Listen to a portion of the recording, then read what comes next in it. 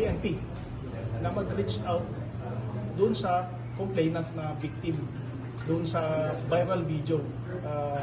Kahit ibang probinsya nakatira, pinunta na ating elements ng Lawag City Police Station at kinuhanan siya ng statement, yung affidavit of complaint doon.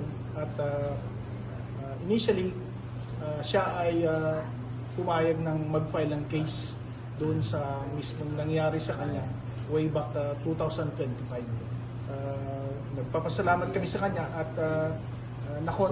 nakipag-cooperate naman siya ng maigi, which is a good sign na meron siyang kampante sa kapulisan ng Ilocos Norte Police Provincial Office. Yes, sir.